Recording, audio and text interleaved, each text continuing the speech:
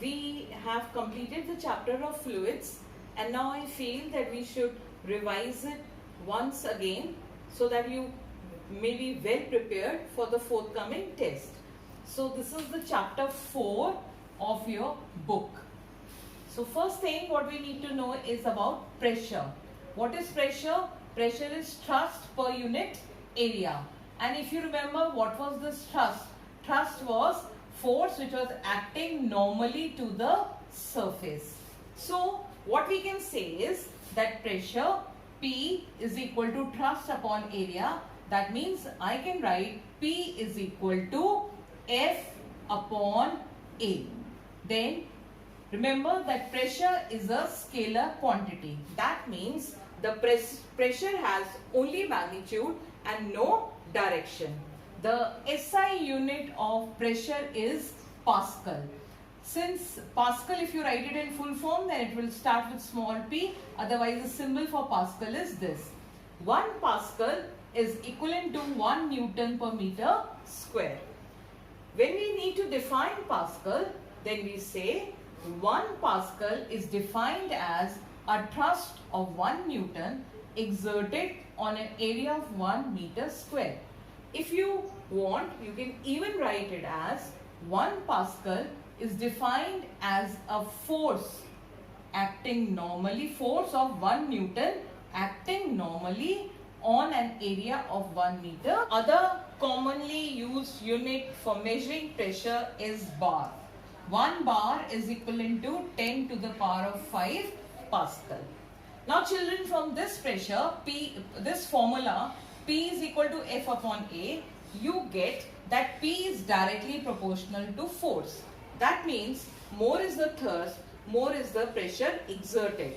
Similarly, you even get that P is inversely proportional to area on which the thrust is acting. So, more is the area, less will be the pressure, or less is the area, more will be the pressure. So, we have plenty of applications in our daily life where we find that a smaller area enables us to exert a greater pressure. For example, the cases of having pointed tips in the nails, common pins, or having sharp knives, or to reduce the pressure, you have broad straps in your straps of the shoulder bags which you use. So children, a solid surface can exert pressure, but fluids, that is liquids or gases, can also exert pressure. Now, all liquids exert a pressure. If a liquid is enclosed in a container, then the liquid exerts pressure on the base, also on the sides. Same way, if there is a block in a liquid, then there will be a pressure exerted on this block from all the sides by the liquid. So we can say the hydrostatic pressure, hydro word is used for the water, the hydrostatic pressure exerted by a column of liquid due to its own weight is known as liquid pressure. Now we can proceed to find out how can a liquid pressure be calculated. Suppose there is a container with a liquid with density rho, and we need to find the pressure exerted on this area A. To find the pressure exerted on this area A, we will consider a column of liquid above it.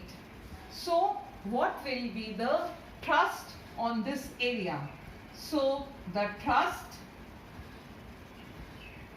on the area will be equal to the weight of cylindrical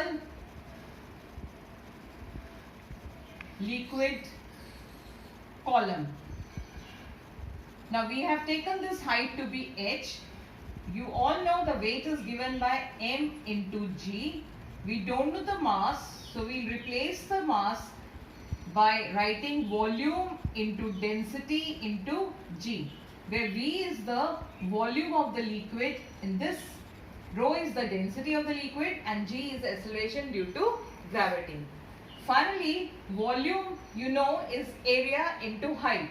So this is our area. So I'll write it as A and H is the height. A, H, rho, G. We already know that pressure is equal to thrust upon area. That means it will be A, H, rho, G divided by A.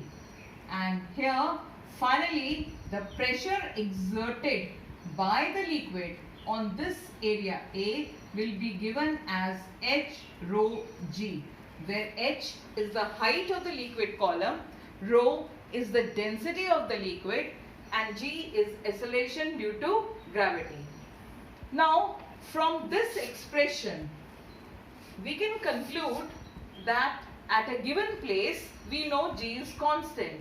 So the magnitude of liquid pressure is directly proportional to the height of the liquid column or the depth of the point from the free surface of the liquid, and it is directly proportional to the density of the liquid. Now we can look into what are the laws of liquid pressure. We have already derived this relationship P is equal to H rho G. So from here, what are you getting? The first law can be stated as the pressure at a point inside the liquid increases with depth below its free surface. That means if you have this container, then as you keep increasing, moving down, the pressure increases.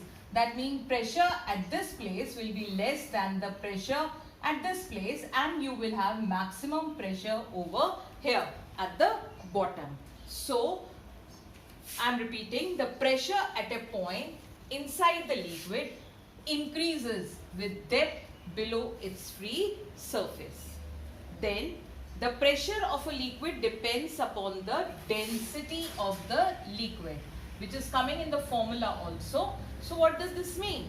More is the density of the liquid, more will be the pressure exerted. If you compare two liquids, for example, mercury and water, water's density is only 1 gram per centimeter cube, whereas density of mercury is 13.6 gram per centimeter cube. That means the pressure exerted by mercury will be much more than the pressure exerted by water. Third, the liquid pressure at all points in a horizontal plane is same. This implies that if you are talking of any container, let's say you are in a swimming pool, then if you are just below the free surface, then the pressure exerted will depend upon this height of liquid above you, but as you move horizontally in this manner, the pressure exerted on you will remain the same. Similarly, if you move down, the pressure will increase according to the first law, but the pressure at this particular level remain the same. So at a particular horizontal plane, the pressure exerted is same at all points. Then liquids exert pressure in all directions. As we had already discussed, that if you have a liquid contained in a container, then it will exert pressure not only at the bottom but also on the sides. Or if you have an object inside the liquid, then the pressure will be exerted on the object from all sides. That means if this happens to be an object inside a liquid, pressure will be exerted from the top, bottom and sides from all directions. Then the pressure exerted by liquid does not depend, I repeat, does not depend on the shape and size of the container.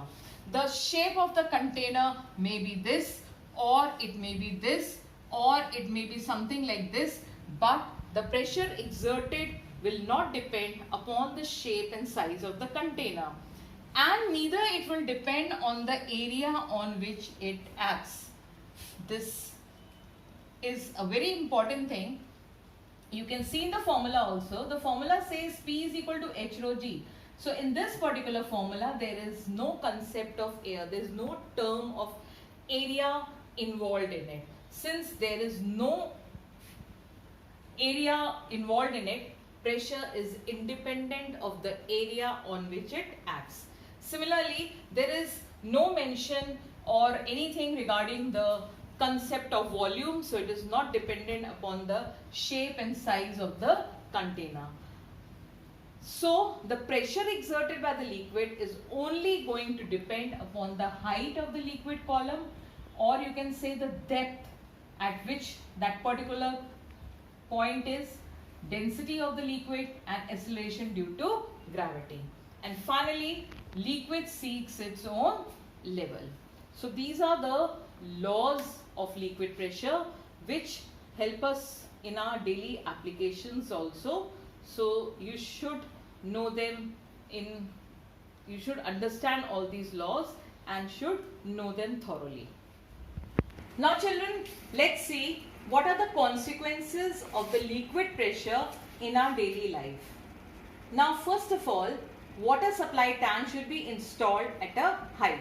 You all know that for the supply of water in your houses, the tanks are on the terrace. Now there is a specific reason for this. See, more is the height of the water, more will be the pressure with which it will come out of the taps.